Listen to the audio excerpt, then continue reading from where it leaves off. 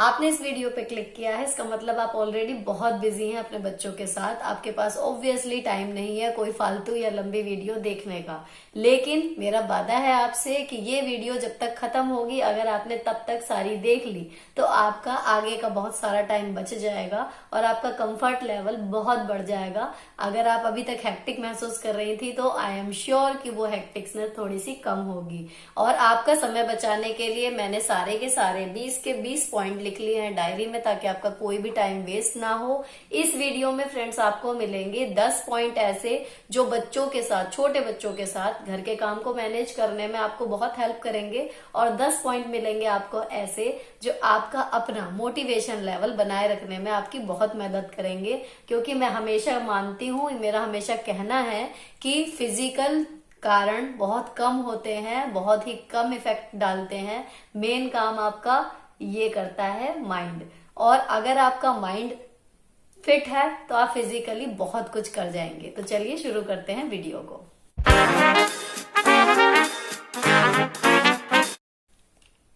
Hello everyone, welcome back to the channel live life is. ये वाला video start करने से पहले फ्रेंड्स मैं आपको बता दूं, जो इससे पहले मेरा वीडियो गया है वो गया था न्यू मॉम्स के लिए, जिनके बच्चे बिल्कुल छोटे हैं या 3-4 साल के हैं या फिर बड़े भी हैं, लेकिन वो उनके साथ स्ट्रगल कर रही हैं। तो उसमें बहुत सारे कमेंट पहले से आए हुए थे कि मैं उस टाइम को शेयर करूं कि जब छोटे बच्चे हैं तो उनके साथ घर कैसे मैनेज करें। लेकिन जब मैंने ये वीडियो बनाई तो उससे कई गुना कमेंट आए थैंक यू के। तो मुझे समझ में आया कि जितने लोगों ने कमेंट पहले किया हुआ था उससे कहीं ज्यादा लोग ऐसे हैं जो कमेंट नहीं कर रहे थे, लेकिन वो इस परेशानी से जूझ रहे थे। तो मैंने इसीलिए उसमें पार्ट 1 लिखा था और मैंने ट्राई किया कि उस पर एक डिटेल्ड वीडियो बनाऊं बिना किसी और चीजों के, केवल इसी टॉपिक पर। तो यहाँ पर इस वीडियो में सबसे पहले मैं आपके साथ 10 पॉइंट ऐसे शेयर करने जा रही हूँ जो आपको आपके बच्चा अगर छोटा है तो उसके साथ घर के कामों को कैसे आप मैनेज करो। मैं पॉइंट वाइज बताती जाऊंगी, आप चाहें तो नोट भी कर सकते हैं। बाकी मैं कोशिश करूंगी स्क्रीन पे लिख के आपको दिखा दूं ताकि और अच्छे से आपको समझ में आ जाए। सबसे पहली बात है फ्रेंड्स, अगर आपका बच्चा बॉटल फीड करता है, क्योंकि अगर आप जॉब पे हैं तो जरूरी है कि वो बॉटल फीड जरूर करेगा ही करेगा। आप कितना ही पंप करके जाएं मिल्क या कुछ भी करें, लेकिन वो पिएगा फिर अल्टीमेटली बॉटल से।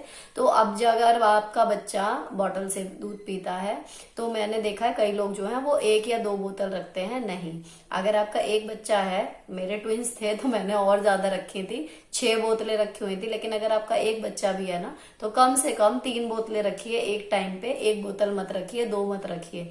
इन केस आपको कभी टाइम नहीं होता धुलने का या कुछ और, तो आप इजीली अपना बोतल को यूज कर सकते हो। और दूसरी चीज, एक बोतल से रिलेटेड और बताऊंगी कि हर बार बोतल को बॉईल करना ये सब थोड़ा सा हेक्टिक हो जाता है। बिल्कुल ट्राइड एंड टेस्टेड है। आप जैसे हम ग्लास में पानी पीते हैं और उसके बाद उसको धोते हैं, 4-5 बार उस गिलास को यूज नहीं करते, कटोरी को यूज नहीं करते। सेम चीज आप बच्चों की बोतल के साथ भी यूज करिए कि आपके बच्चे ने आपका मतलब ये दूध एक बार पी लिया, उसके बाद उस बोतल को बर्तनों के पास रखिए। बर्तन वाले सिंपल जूने से ही मैं साफ कर दिया करती थी और मेरे बच्चों को कभी भी पेट की बीमारी कोई भी नहीं हुई, जो सो कॉल्ड ये होता है कि बोतल का दूध पीने से हो जाती है। तो आप 3-4 बोतलें रखो अपने बच्चे के लिए और हर यूज के बाद उसको वॉश करो। पहला पॉइंट तो यही है, प्रॉपर साबुन से वॉश करो। पानी गरम वरम कुछ नहीं, प्रॉपर साबुन पानी से जैसे और बर्तन धोते हो ऐसे अच्छे से धो के और उसका निप्पल निकाल के आप सुखा के रख दो। पहला पॉइंट तो ये हो गया। दूसरी चीज है उसकी नैपीज या जो निक्कर वगैरह बच्चे पहनते हैं, तो जो यूजुअली उसकी जरूरत है उससे कई गुना ज्यादा, मतलब कम से कम डबल तो आप रखो ही, नहीं तो 2.5-3 गुना मतलब निक्कर या नैपीज आपके पास होनी चाहिए, ताकि आपको जब टाइम मिले आप उनको तब वॉश करो। कोई अर्जेंसी ना हो कि भाई पहनने के लिए कच्छे नहीं है, निक्कर नहीं है, नैपी नहीं है तो अभी के अभी धोना है, वो चीज नहीं होगी आपकी। तो आप अपने एक बच्चे के लिए कम से कम 18 निक्कर रख के चलो अभी ये वाली सर्दियों के मौसम में एक बच्चे के लिए। और ट्विंस है तो जस्ट इससे डबल। तो धोने में आप करते रहो उसको टाइम को, लेकिन बहुत आप मतलब करके देखना, ये चीज बहुत आपको मेंटली स्ट्रेस फ्री रखेगी कि हाँ निक्कर वगैरह हैं सफिशिएंट, कि ये नहीं होगा जी कोहरा हो गया सूख नहीं रहे। बहुत टेंशन मैंने देखा हो जाती है। मैंने फिर स्टार्टिंग में ये इलाज बनाया था जैसे ही मैं थोड़ा खड़ी हुई कि भाई निक्कर और ये सब चीजें जो है वो मार्जिन लेके चलना चाहिए, तो वो काम करती है चीज। दूसरा पॉइंट हो गया ये। अब तीसरा है इसी तरीके से किचन में बर्तनों का, बर्तन अपने थोड़े से ज्यादा रख के चलिए, ताकि अगर आप किसी वजह से, छोटा बच्चा है नहीं टाइम पे धो पाए, तो दूसरे टाइम बर्तन हो इतने कि आपके किचन में वो बन जाए। इकट्ठे आपको मांजने पड़ेंगे या जो भी है, मेड है तो कोई बात ही नहीं है, लेकिन बर्तनों का भी यही हिसाब है कि थोड़ा सा मार्जिन लेके चले। और छोटे बड़े हर साइज के बर्तन आपकी किचन में होने चाहिए। ये एक छोटी सी बात है, लेकिन आपका बहुत सारा टाइम और स्ट्रेस ये बचा जाती है। 3 पॉइंट हो गए। चौथी चीज है, जो बच्चों का मुंह साफ करने के लिए हम लोग रुमाल रखते हैं ना, उसकी कोई एक फिक्स जगह हमने बना दी, और अगर हम कहीं घर में इधर उधर हैं तो वो रुमाल हम लेने भागेंगे या फिर अपने पास लटकाए घूमेंगे। ये सब चीजें बहुत होती हैं। तो आप अच्छा होगा जहां पर आप यूजुअली टाइम स्पेंड करते हैं 2 या 3 जगह अपने घरों की, वहां पर उनका मुंह साफ करने वाला रुमाल हर जगह 1-1 2-2 रख के रखिए। थोड़ा सा लगेगा कि भाई हर जगह बच्चे का सामान है, लेकिन आपको बहुत सुविधा हो जाएगी। आपका बच्चा हमेशा नीट एंड क्लीन बना रहेगा। इसके बाद आती है कोजी बेडरूम। ये आपके लिए भी काम करेगा और आपके बच्चे के लिए भी। आपका बेडरूम कुछ इस तरीके का होना चाहिए जिसमें आरामदायक बिस्तर हो। पन्नी वगैरह हम बच्चों के लिए बिछाते हैं तो उस पे एक बार ये अच्छे से चेक कर लीजिए कि वो ऐसे पन्नी खिसक तो नहीं रही है, चादर वादर उस पे बच्चा लेटने के बाद वो या तो भभकती है पन्नी या फिर ठंडी लगती है, ऐसा कुछ तो नहीं लग रहा है। कंफर्टेबल मतलब है या नहीं है। और दूसरी सबसे जरूरी चीज जो फ्रेंड्स मेरे साथ हुई और मैं आपको बताना चाहूंगी, आपका बेडरूम इस तरीके का होना चाहिए कि अगर आप दिन में भी लेटो ना तो पर्दे वगैरह इस तरीके के अरेंजमेंट होने चाहिए कि एकदम मतलब अंधेरा सा हो जाए और कंफर्टेबली आप फटाफट से एक नैप अगर आपका मौका लगता है तो आप ले लो। और वो 15 मिनट की नैप, 20 मिनट की नैप रात के 3-4 घंटों की नींद की कसर पूरी कर देती है और आपके शरीर में दोबारा एनर्जी आ जाती है। तो अपना ऐसा बेडरूम आप सोच के देखो कि बाहर से आवाजें आ रही हैं, टीवी चल रहा है, कोई चिल्ला रहा है और रोशनी आ रही है, आप उसमें दोपहर में लेट के भी ना टाइम भी किल करोगे और फ्रेशनेस नहीं आएगी। तो अपना बेडरूम कुछ इस तरीके से डिजाइन करो, इस तरीके से मेंटेन करके रखो पर्दे वगैरह सब कुछ, कि मतलब वो कोजी सा रहे। जब आपको एकदम लगे ना कि हाँ मौका है सोने का, तो आप फटाफट से 10-15 मिनट अपना ले लो। तो ये चीज छोटी है लेकिन बहुत काम की है। तो ये हुआ 5वां पॉइंट, कोजी बेडरूम। इसके बाद रहता है number 6, try to make a schedule of your baby. मैं जानती हूँ इतना आसान नहीं है, लेकिन आप ट्राई करते रहो। एक फिक्स टाइम पे ना उसको दूध देना शुरू करो।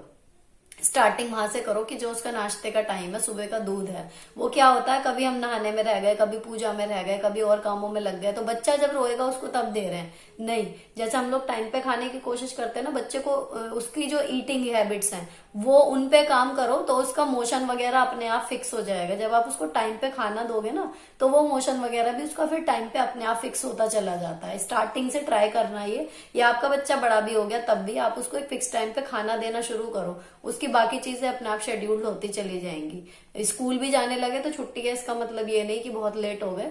टाइम पे सब चीजें करना शुरू करो, उसका शेड्यूल धीरे धीरे अपने आप बन जाएगा और जब उसका बनेगा तो उसके साथ आपका अपने आप बन जाएगा।